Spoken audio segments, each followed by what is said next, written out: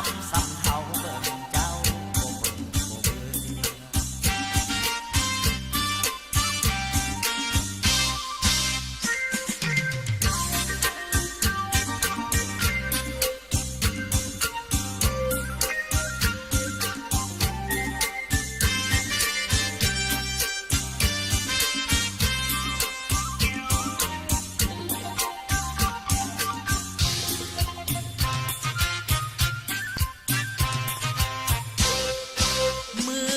บันดาลให้พบผ่านสาวเท่า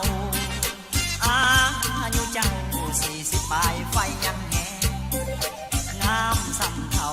เที่ยวมาปากแดงยามน้องแต่งเสน่ห์แห้งแห้งใจสาวสำนี40ปีน้องยังจบ